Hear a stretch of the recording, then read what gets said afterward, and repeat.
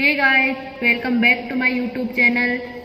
आई hope आप सब बहुत अच्छे होंगे। मैं भी बहुत अच्छी हूँ और आप सबकी तैयारी बहुत ही अच्छे से चल रही होगी। और इसी तैयारी को एक और बूस्ट देने के लिए मैं आज की वीडियो आपके लिए लेके आ रही हूँ। कई स्टूडेंट्स के मन में क्वेश्चन आता है कि क्या मैं कोचिंग करूं, क्या मैं बुक्स खरीदूं, या फिर मैं नहीं जाऊं कोचिंग, या फिर मैं बुक्स नहीं खरीदूं, मैं कहां से पढूं, कहां से करूं, कहां से तैयारी स्टार्ट करूं, कहां से नहीं करूं। तो इन सब क्वेश्चंस के जवाब लेकर मैं इस वीडियो में आ रही हूँ। तो गाइज, जिसके भी मन में ये क्वेश्चन आ रहे हैं वो इस वीडियो को लास्ट तक जरूर देखें। तो गाइस चलते हैं। सबसे पहली बात कि आपको कोचिंग करनी चाहिए या फिर नहीं करनी चाहिए। तो गाइस, सारे स्टूडेंट एक जैसे नहीं होते। किसी को बहुत ही जैसे ही एक क्लिक होता है और उनको समझ में आ जाता है कि मुझे कोचिंग करना है या फिर नहीं करना, और कुछ से लोग बहुत ही टाइम ले लेते हैं इस चीज़ में। तो गाइस, जैसे ही सबका दिमाग एक जैसा नहीं होता, किसी को कोचिंग की नीड होती है, किसी को नहीं होती। तो जिसको नीड होती है वो सबसे पहले मेरी बात सुने कि अगर आपको लग रहा है कि हाँ मुझे कोचिंग करनी ही है, मैं कोचिंग जाऊँगा क्योंकि मुझे एक गाइडेंस की ज़रूरत है। क्योंकि जो कोचिंग होती है वो सिर्फ एक गाइडेंस के लिए ही बनी है। जैसे अगर आपने बैंक की कोचिंग ली, बैंक की कोचिंग में आपने 10,000 रुपये फीस भर दी।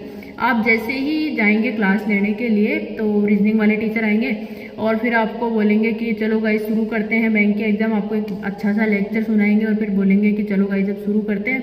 एक बड़ी सी पजल बोर्ड पे लिखेंगे और फिर आपको बोलेंगे आप इसको सोल्व करो। अब गाइस आप उसको सोल्व करोगे, फिर उसके बाद में टीचर एक एक लाइन पढ़ेगा, उसको सोल्व करेगा। एक पजल में टीचर का 1 घंटा कंप्लीट। आप घर आओगे, देखोगे रीजनिंग में तो एक पजल हुई थी, वो हो गई बस, अब कुछ पढ़ना है नहीं। मैथ्स वाले सर आए, मैथ्स वाले सर ने पढ़ाया, लो भैया आज सिंप्लीफिकेशन करते हैं। अब सिंप्लीफिकेशन के लिए आप कोचिंग जाओगे, नंबर सीरीज के लिए आप कोचिंग जाओगे। हाँ, माना कि कॉन्सेप्ट चाहिए, बट जो भी शॉर्ट ट्रिक कोचिंग में बताई जाती है गाइस, एग्जाम में कुछ भी काम में नहीं आता। जो शॉर्ट ट्रिक आप बनाओगे, जो शॉर्ट ट्रिक आपकी खुद की होंगी, वो ही काम में आएंगी। क्योंकि किसी दूसरे का दिमाग आप नहीं चला सकते। वो दिमाग आप तब तक चलाओगे जब तक आप कोचिंग में हो। जैसे ही आपने कोचिंग छोड़ी, आप सब कुछ भूल जाओगे। तो गाइज, अगर आपको कोचिंग करनी ही है तो आप एक काम करो कि शाम को बैठो कि कल कौन सा टॉपिक कोचिंग में डिस्कस होने वाला है। उस टॉपिक से रिलेटेड आप कंप्लीट पढ़ो, घर बैठ के पढ़ो, यूट्यूब से पढ़ो, ऑनलाइन पढ़ो, बुक से पढ़ो, कैसे भी पढ़ो बट पढ़ो।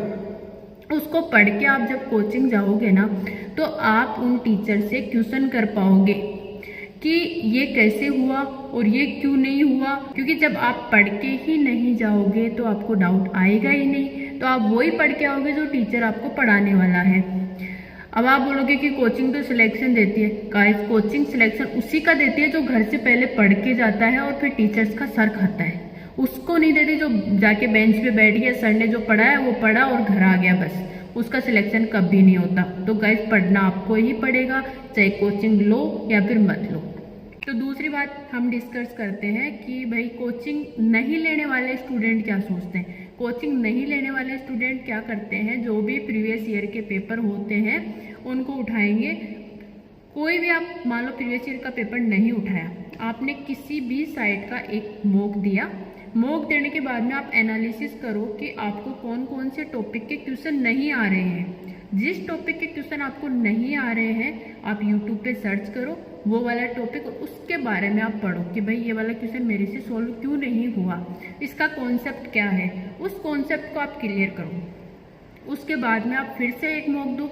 मॉक देने के बाद में देखो कि उस टॉपिक का आपका क्वेश्चन हुआ या फिर नहीं हुआ। नहीं हुआ तो क्यों नहीं हुआ, क्योंकि आपने तो टॉपिक भी पढ़ लिया। तो उसके लिए अगर आप कोचिंग भी जाओगे तो भी सेम ही चीज़ है। कोचिंग में आपने 3 महीने और बर्बाद करने हैं, जबकि वहाँ पे आपको चीज़ 2 ही दिन में समझ में आ जानी है। आप मॉक देने के बाद में कि आपको टॉपिक आ रहा है या फिर नहीं आ रहा। नहीं आ रहा तो आप उसको सर्च करके पढ़ लो, आपका टाइम भी बचेगा और पैसे भी बचेंगे। दूसरी चीज़ गाइस, लोग बहुत से स्टूडेंट ऐसे हैं जो कि डायरेक्ट ऑनलाइन प्लेटफॉर्म पे नहीं जा सकते। उनको बुक्स चाहिए ही होती है कि हमें तो भाई बुक्स चाहिए, बुक्स बिना हम नहीं पढ़ सकते, हम तो बुक के साथ ही पढ़ेंगे। तो बुक खरीदनी है मार्केट से तो आप ऐसी बुक मत खरीदना कि जिसके अंदर मॉक नहीं हो, सिर्फ सिलेबस हो और आप सिलेबस पढ़ते जा रहे हैं, क्योंकि सिलेबस जो है वो कभी भी सिलेक्शन नहीं करवाता है गाइस। सिलेक्शन के लिए बहुत ही स्मार्टली मेहनत करनी पड़ती है और स्मार्ट तरीके से जो खेलेगा वही जॉब लेगा। आप कितना पढ़ लोगे, बहुत ही वाइड सिलेबस, आप कितना पढ़ लोगे, आप तो पढ़ते ही रहोगे तो मॉक कब दोगे। अब मॉक देके अगर आप पढ़ोगे, आप एक एक टॉपिक को सिलेक्ट करोगे कि प्रीवियस ईयर एग्जाम में कौन कौन से टॉपिक आए थे, मैं उनको पढ़ लूँ पहले। तो गाइस उनके लिए आपको जैसे बुक लेके आओ तो आप मॉक की ही बुक लेके आना, और जब मॉक दो तो आपके जो फ़ोन है उसके अंदर जो टाइम सेट हो, जैसे मान लो कि 60 मिनट का एग्ज़ाम होता है, जैसे मान लो RRB का 45 मिनट का एग्ज़ाम है और जो IBPS वाले एग्ज़ाम है वो 60 मिनट का होता है प्री, तो आप उसके अंदर 5 मिनट कम सेलेक्ट करो, क्योंकि ऑनलाइन और ऑफलाइन में बहुत डिफरेंस होता है। आप ऑफलाइन पेपर दोगे तो आपका पूरा फोकस उसके अंदर होता है, ऑनलाइन पेपर दोगे तो आपको सामने भी देखना पड़ता है, फिर नीचे भी लिखना पड़ता है, तो उसमें 5 मिनट आपको कम लेके चलनी है ऑफलाइन पेपर के अंदर। तो आप जैसे ही 5 मिनट कम लेके चलोगे, यानी कि 45 मिनट का पेपर है, आपने 40 मिनट लिए, उसके बाद में आप पेपर शुरू कर रहे हो, तो आपके कितने क्वेश्चन सही हो रहे हैं और कितने क्वेश्चन आपको नहीं आ रहे और कितने क्वेश्चन आपके गलत हो रहे हैं, इन सब का मतलब जो हो रहे हैं उनको तो ठीक है छोड़ दो, जो गलत हो रहे हैं तो वो क्यों हुए, कि आपने उनको अटेम्प्ट किया तो आपने उनको किस तरीके से अटेम्प्ट किया कि वो आपका गलत हो गया क्वेश्चन, तो उसको शॉर्ट करो सबसे पहले। दूसरी चीज़ देखो कि जो क्वेश्चन आपने अटेम्प्ट ही नहीं किए वो टाइम की वजह से रह गए या फिर वो आपको आ ही नहीं रहे थे। अगर वो आपके टाइम की वजह से रह गए तो कोई दिक्कत नहीं, नेक्स्ट टाइम आप उसको कवर कर सकते हो, और अगर वो आपको आ ही नहीं रहे हैं तो मतलब आपको उसका कॉन्सेप्ट नहीं पता। अब कॉन्सेप्ट देखने के लिए ही आपको ऑनलाइन प्लेटफॉर्म चूज करना है, तो ऑनलाइन प्लेटफॉर्म पे गए, उस टॉपिक को सर्च किया और उसके बाद में फिर से दूसरा मॉक लगाओ और उसमें देखो कि आपकी स्पीड बढ़ी, एक्यूरेसी बढ़ी, क्वेश्चन ज़्यादा गलत तो नहीं हुए, और जो आपका कॉन्सेप्ट क्लियर नहीं था वो आपका कॉन्सेप्ट क्लियर हुआ या फिर नहीं हुआ। तो गाइस ट्रिक आपकी बनानी है, कोचिंग की हेल्प नहीं लेनी है। कोचिंग जाओ तो उससे पहले आपको खुद को पढ़ना पड़ेगा। अगर आप पढ़ के जाओगे, पजल सोल्व करके जाओगे, इनइक्वालिटी सोल्व करके जाओगे, सिलोक्स पढ़ के जाओगे, तो ही आप कोचिंग से सक्सेस हो सकते हो, अन्यथा नहीं हो सकते।